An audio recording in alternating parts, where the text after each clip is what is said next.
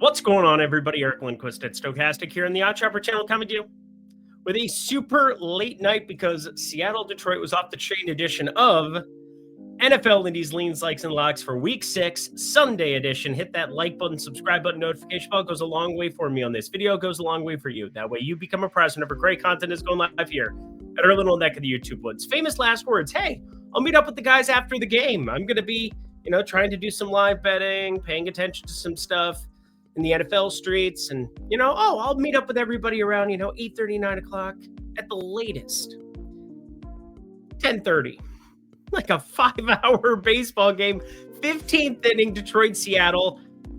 I didn't have a ton on it. I had less than a unit in total. Obviously I want to hit all of the bets that I make, but I will say it was a very difficult game to bet. The under hits in 15 innings.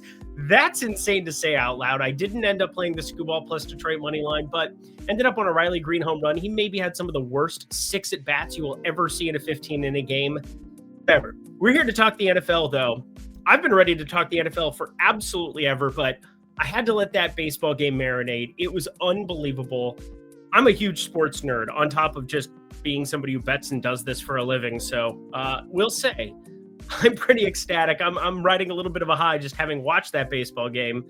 ALCS, congratulations to the Seattle Mariners. And hey, Detroit Tigers, you have nothing to be ashamed of. That was an unbelievable game. All right, let's get ourselves into the NFL streets where we had some interesting stuff in the touchdown department last week where, JSN, Rachaad White, that was very useful. Ended up carrying the torch there. And I know when I combine those, people tend to parlay them no matter what I say if I put them in the same game. So I joined you for this week. I will talk about that for the touchdown combination play as well as 3 other games that I have plays from. So we got 5 total plays that we're going to fire up right now. But first, got to throw this out there for the people. Promo code Lindy NFL. We still have this rocking and rolling for the Lindy Discord. It's been an awesome NFL season. Actually, it's been a good NFL season. I don't want to over-exaggerate.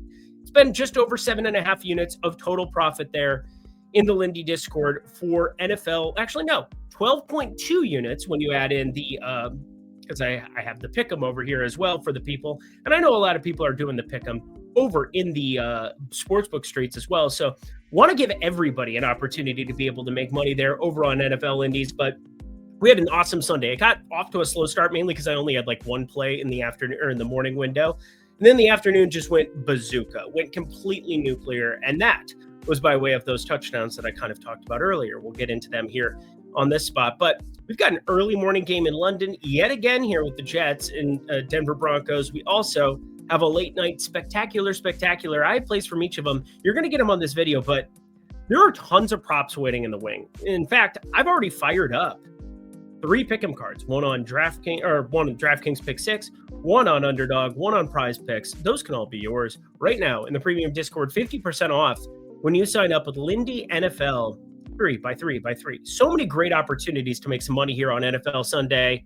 I can help you along the ride. All righty, let's get to some lean, shall we? Man, I'm riding a high from that baseball game. How good was that baseball game? I still can't get over it. Haven't been drinking all week. So, just been chilling, trying to put in the best work that I possibly can. Put in that work, Devin. Don't give up. As we break down the Cleveland Browns, Pittsburgh Steelers quickly. Joe Flacco. He doesn't even play for the Cleveland Browns anymore. They're going to be playing Dylan Gabriel. Shedeur Sanders did end up as QB2, although guess what? That doesn't mean anything. Obviously, it means that he's higher up on the pecking order, but we kind of expected that, even though he's had weird press conferences. That one after the London game against my Vikings was just strange. Or the one before the London game was just strange. Oh, am I going to be QB2? Why don't you talk to the coach? Yeah, it was just weird stuff. But overall, I thought Dylan Gabriel looked surprisingly good. And I do think, well, not surprisingly good to me. I talked about how I thought he's much better than the market did. I think Judkins is just fantastic. And this is a Steelers defense. If you run away from TJ Watt, life is easy. It's actually been ridiculous. Mina Kimes, I'm going to give her another shout out.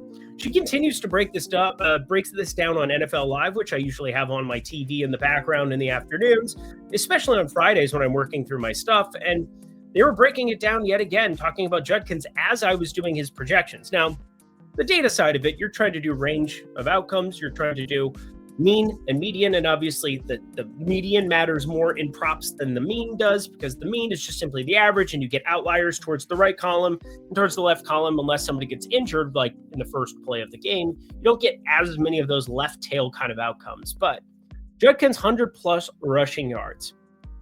I think he completely slaughters the Steelers. The only reason that I haven't fired this yet is I'm kind of sitting here wishing that Steelers get a little bit more steamed. Now, I did play Jaylen Warren on a pick'em card for what it's worth. There were a couple of different interesting ones for him. Both rushing attempts and receiving yards I thought were very interesting. I think 16.5 was the number that I ended up firing on Jaylen Warren. I was tracking that throughout the day here because props have been up since Thursday for the most part in every single one of these games.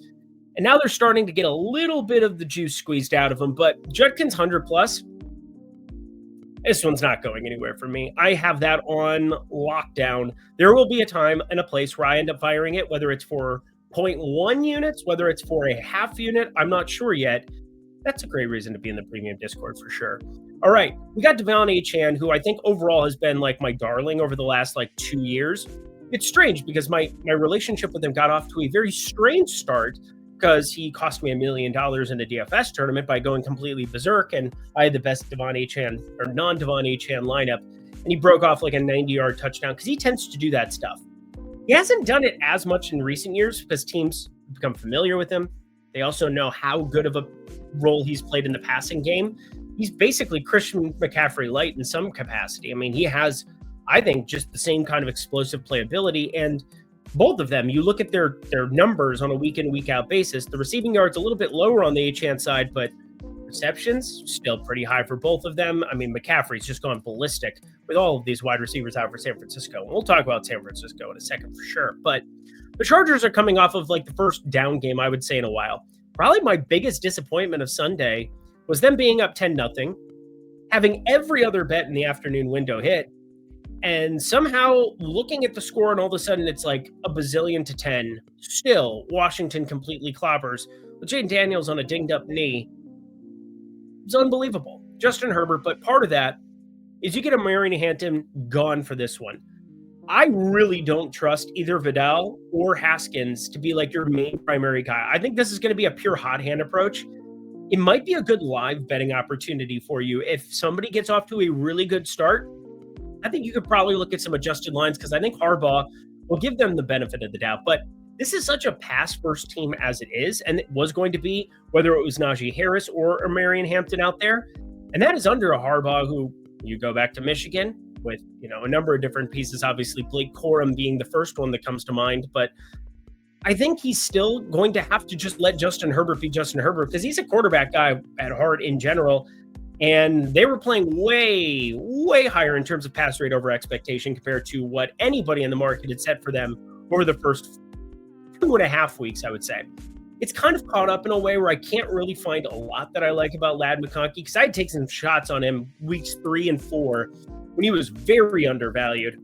Of course, he didn't score until last week, so that was a pain in the ass. But Achane touchdowns, they're just a little too juiced for my liking here at this point in time. Plus, I think the LA Chargers side has a couple of props I still got my eye on. Actually, some Keenan Allen unders, just because, well, specifically receptions. But there's just a lot of guys to feed there on the Chargers side with Ladd McConkey, Quentin Johnston, so on and so forth. And obviously, he's got a weird relationship with all those tight ends.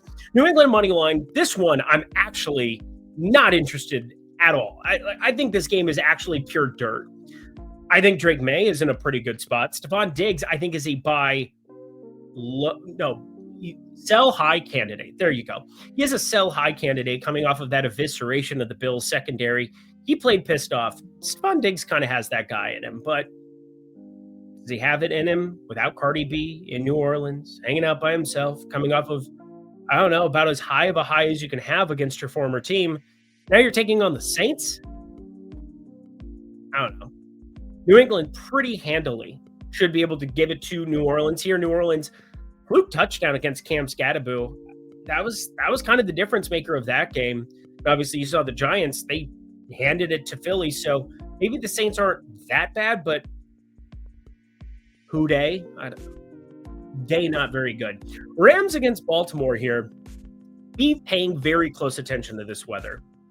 I don't think the market's really caught on to how bad it looks. And it's weird to me because I generally go through weather reports on Sunday night for the next week, 7-day weather reports. You just have a ton of them on your Apple phone, really not hard. And you just have every single city for NFL games where it's going to be for the next week queued up. It takes you 5 minutes. You'll be on the toilet. Who gives a shit? Do whatever, or while you're shit. Literally the point. The whole point is that the Rams Baltimore is going to be blowing 20 miles per hour, up to 30-mile-an-hour gusts, and there's some rain in the forecast. They've got some kind of like a hurricane type deal coming in there to Baltimore specifically. Doesn't look like it's going to be hitting a lot of the other Northeast. There's one other game got a couple of question marks about, but the Jets are over in London. We'll talk about them in a second. But Puka Nacua looks ridiculous in the spot against a Baltimore defense that is just missing so many pieces. And now you're playing with Cooper Rush on the offensive side. The Rams should be able to hand it to him. They're gigantic favorites compared to what you would expect for this game for week 6. No Lamar Jackson. I hate that the weather is so bad there, but sorry, it's probably going to be unders on the Rams side or pass purely because of how steamed up they got throughout the week. Way to go, sharp bettors. Maybe look at the weather report too. All right, Josh Downs. I would say he's having a down year. Not that funny because it's literally in his name and not even a pun, just what it is. But Josh Downs is going to probably be mixing more in on 3 wide receiver sets here going forward. I just think Alec Pierce being back has inflated his touchdown number to a place where you got to kind of consider it. Alec Pierce coming back from his concussion. It's kind of interesting. Speaking of interesting, went through some of the snap counts on the Arizona side. What do you even do with this team? Like Michael Carter is getting the majority of work. DeMercado gets smacked by his coach and his coach gets fined 6 figures. Good times. Way to go, Gannon. Way to go. But Downs' touchdown is just one of those things that's screaming at me because I know he's good. He made me tons of money last year alongside of Joe Flacco, but different situation, different circumstance. And obviously Daniel Jones, he's got rapport with Tyler Warren. Tyler Warren's freaking good, guys. Tyler Warren was so good in week 1 that I just basically said, wow. I mean, that's why Daniel Jones is having a resurgence. He has Michael Pittman, very underrated. He has Josh Downs, who they don't even really need out on the field. Alec Pierce, who's always going to be a deep burner. And Josh, I mean, it's just wild. He just kind of gets lost in the mix. But that inflates the price, makes me interested in somebody with as much talent as he has. Plus, Daniel Jones, confirmed. It's going to be really good coming off of the Kevin O'Connell sabbatical that he basically got after getting released by the Giants. So, shout out them. We got McMillan, 68.5 receiving yards. I kept this off purely because it got pushed up to 71.5, 72.5 everywhere. If you want it, take it. I'm all right with it. Dallas is giving up 190 yards, 189, I'm a liar, 189 yards per game to the wide receiver position. That is the highest in football by a mile. Now, it's a little bit inflated by the Giants. Week 1, there was a come from behind mode there with the Eagles had to actually play some football then. McMillan is just so good. Tyrone McMillan is an absolute freak out of Arizona. He was my favorite pick, and he made me a lot of money in the draft by picking Carolina to draft a wide receiver. So I've basically had him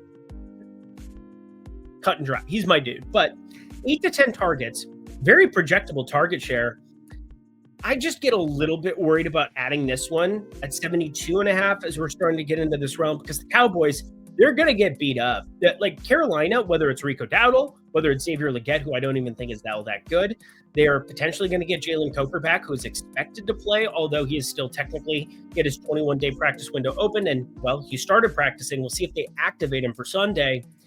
I get a little bit worried because Jalen Coker out of the slot should eat up a little bit more of the target share than, whatever iteration we're getting right now of Hunter Renfrow or whatever else. Carolina, these other pieces, David Moore, I tried to make a thing one week. I don't really know why. But McMillan, over 68.5 receiving yards. That number's gone. We added it to a pick 'em and pick 6, but that number is no more. Tennessee plus 4.5. This one's very intriguing to me. Tennessee comes off of the Arizona game, and I'm not a big trends guy. I'm really, really not. But you can definitely see a Tennessee team that had some resilience against an Arizona team, and I started looking through a couple of the histories there. of the Tennessee Titans as far as like a rookie quarterback coming off of a cover in this situation. Guess what? Kind of exactly what you'd expect. But when you have rookie quarterbacks that start and have those kind of come from behinds, it gets inflated and those trends don't even matter because, well, generally they're good quarterbacks. They're going to be guys who are starting early on in seasons. So Cam Ward, who's your top pick for a reason. It is what it is. Am I that enthusiastic about Cam Ward being a pocket passer? And, no, I'm not. He has not really impressed me all that much so far this year. But I'm a big Tajay Spears guy, and his snap count is going to go up, up, up. I'm also an Ashton Genty hater. I don't care about his Michael Mayer stance or whatever the hell. Michael Mayer or Meyer. Well, there's also the Meyer on his team who's dinged up. Whatever. We got ourselves Tennessee plus 4.5. I'm very intrigued by taking the points. Plus, Geno Smith. PFF is not like Geno Smith this year, just pointing it out. And they generally like Geno Smith a lot more than this. Let's round it out here in the lean category. Again, these are not yet bets. Can I remind the people? Just throwing it up here. Lean, not yet play. Like, usually a quarter unit to 0.99 locks. Those are going to be 1+. Want to make sure that you're spreading your bankroll out correctly on these given Sundays. Plus, in the event the numbers move, it is what it is. No number is moving on T. Higgins based on what we've seen from the Cincinnati offense, but the aforementioned Joe Flacco, no longer with the Cleveland Browns, is starting week 6 in Lambeau. That's pretty freaking wild considering Joe Flacco just beat Green Bay with Cleveland, and now he's starting for Cincinnati. How wild is that? Has that happened in the course of a season? I don't know. I could have probably Googled and looked through that one. That's more intriguing than like rookie quarterbacks coming off of second half covers. Trends are dumb. I care about DVOA. I care about what a defense looks like. I care about trying to build in injury maintenance for the numbers. And I care about teasers on game day. I care about things earlier in the week, getting as much money down on spreads, which there was nothing that was all that intriguing to do. Shout out the pregame Discord. But one thing that does happen is you get buy low spots on guys who are as talented as T. Higgins, and you get this new shift. We don't know what to expect out of Joe Flacco. We don't know how much he's going to be favoring an ill. Yes, he was ill on the week 6 injury report, although expected to play Jamar Chase. But T. Higgins, friends, I'm getting his live number here at the moment because what's on my sheet, I think, is a little bit off. Let me double check. Yeah, plus 290 right now over at BetMGM. That's 70 cents better than just about anywhere else in the industry where, well, he's 75 cents difference to DraftKings, 60 cents difference to Caesars. There you go. But that thing gets to plus 300. You best believe I'm going to buy into the talent of a T. Higgins against a Green Bay secondary that you have to get after to some extent because, well, Micah Parsons is still pretty good at football when healthy. Of course, when healthy. Anyway, we got ourselves Lindy NFL. Talk through the leans of all of these games. Lots of presumptive bets or potential bets that we got to. But I got 4 bets coming your way right now. Actually, 5 total when you count 2 legs of a parlay. But what you know about parlay, you'll find out all the pick'em goodness. You'll find out all of my plays for Sunday very, very early. Plus, there's nobody more attentive in this entire space than me in the Discord. Not just because I really like gifts. I really like Lannister13, who continued. Well, fuck that guy, actually. I lied. He continues to parlay my stuff together in like a perfect fashion, and it makes no sense to me. Because I'm not doing it. I'm playing my stuff straight up, unless it's a pick'em card or, like had fun with a home run parlay today that did not hit because nobody hit a home run in Seattle's Cavern in 15 innings. It was insane. Actually, Kerry Carpenter did. I'm a liar. He was on that parlay, but the main one is just Riley Green sucks at life. Let's go. 50% off Lindy NFL. Let's get to the plays. I am burning the literal midnight oil here for you as Denver, 7-point favorites taking on the Jets in good old London. You sound like you're from London. Peepiopi. Real ones know what I'm talking about. If you don't know what I'm talking about, Google it. It's readily available. Or ChatGPT it, and it'll give you a full breakdown of everything. Forgetting Sarah Oh, I just ruined it. That was dumb. You know what's also dumb? Philadelphia and their game plan against Denver in that second half. Give Saquon Barkley the football? What are we doing? Nick Bonito, he's going to rush you and problems are going to ensue. Whatever. Speaking of rushing, I think we all know Justin Fields is extremely capable of doing such things. In Denver, despite how they go about their defense, you think that they're not going to have a spy on Justin Fields? I know that they're going to have a spy on Justin Fields. But friends, you get 40 and a half. This is such a ridiculous number in a game that we are expecting to be, a little bit higher scoring than Cleveland and Minnesota here. Justin Fields is a generational runner of the football at the quarterback position. These are not high enough numbers to negate my interest in a Justin Fields every single time when he's at 40 and a half. We played it against Miami. I ended up playing his anytime touchdown there north of plus 200, but you can't get anything like that anymore. Let's see, what did Justin Fields move to in the touchdown department here? Because I did not put that on my sheet. Is it plus 260? Yeah, we're going to probably end up playing that too. But Justin Fields, 40 and a half rushing yards, my friends. What are we doing here? This is a broken number. Play broken numbers. I like broken numbers. Saw 39 and a half plus 105 at Novig for a second. I missed out. I'm very mad. I'm not very mad with Seattle at the moment taking on Jacksonville. I'm a little mad at Jacksonville as Travis Etienne I thought was like the best.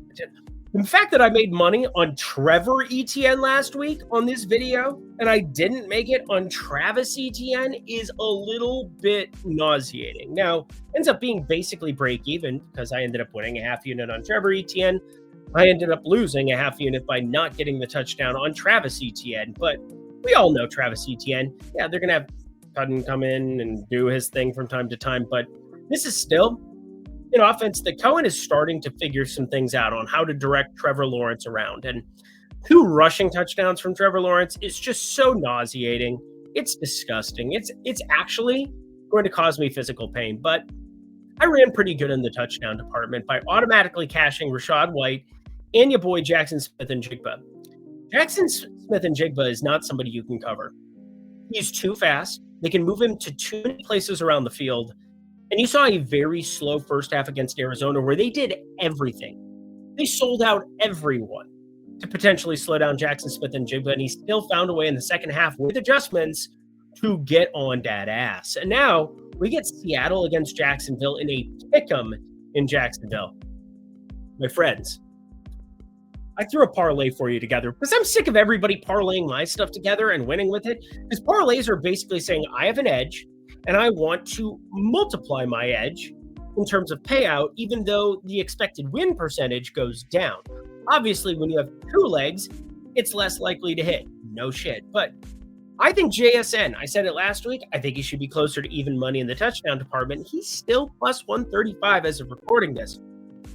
Etienne is actually the guy that you have to be a little bit more conscious of what that opening number is for you or when you hear this, because that has been buoying all over the place over the course of the last few hours. I mean, the last 6 hours while I was watching that freaking baseball game, that's for sure. But he is currently sitting at minus 125 over on FanDuel. I ended up playing this DraftKings minus 120 alongside that, plus 280 or better. I feel really good about this one for you. JSN and Etienne.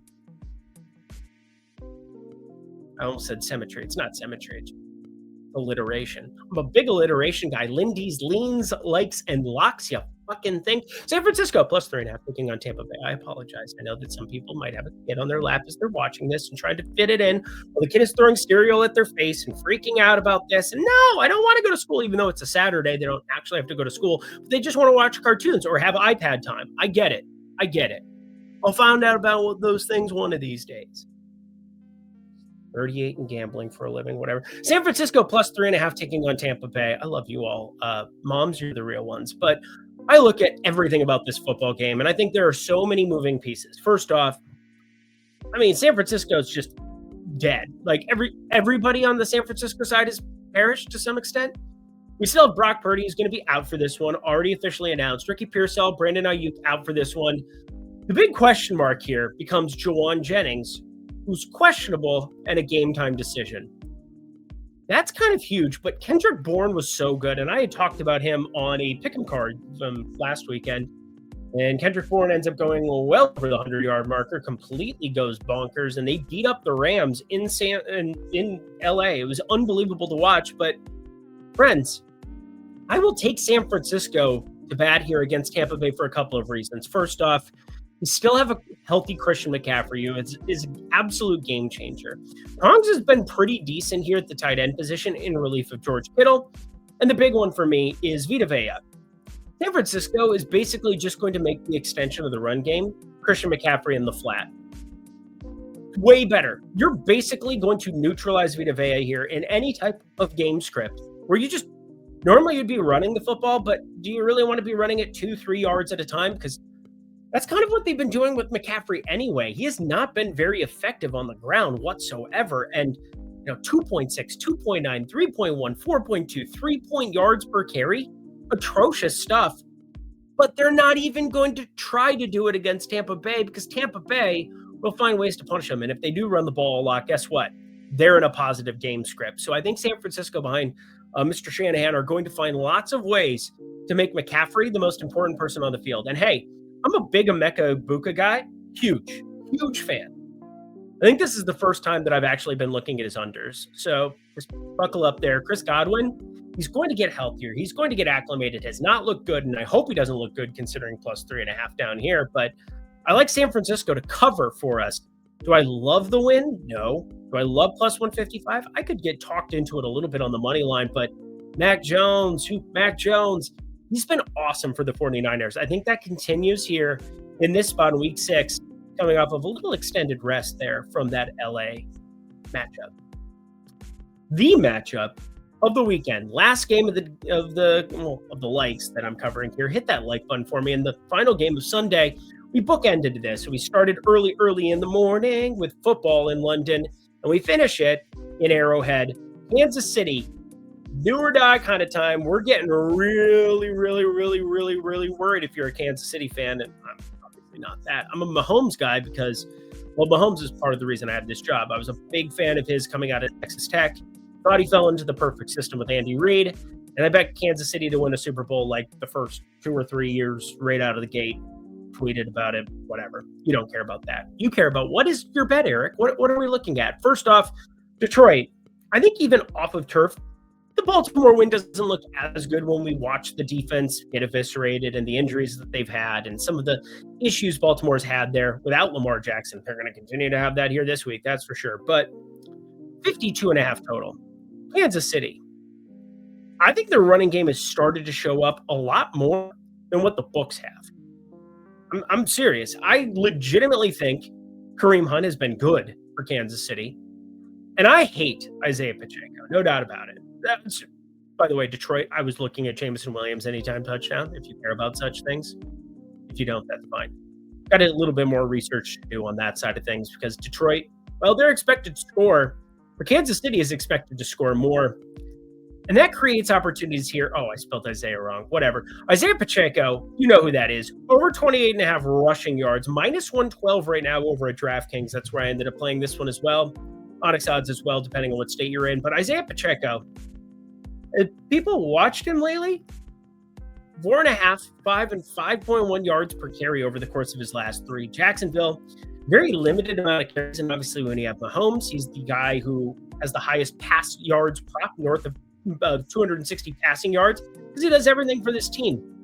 They still are without Rashee Rice, but as much as I don't like Pacheco, Kareem Hunt should not have a higher rushing yards prop than him. And Pacheco played north of 60% of the snaps, where it was 33% for Kareem Hunt, and Brashard Smith was not even remotely out there. 6 snaps that he saw against Jacksonville in a competitive spot. Friends, this is an undervalued number. I will not be a hater on Pacheco on Sunday. Well, I will be if he doesn't go for 30 yards. But anyway, 28.5 rushing yards. I think this is way undervalued based on snap share, which, hey, I do think can be a little bit volatile for Kansas City based on what they need. And plus Kareem Hunt, I think, is the better back. But it's not what I think. It's what Kansas City is going to do in a spot where they're still favored in Arrowhead, find ways to get the running game going. And Pacheco, as much as I don't like him, been very effective the last 3 weeks. Alrighty, y'all, 50% off.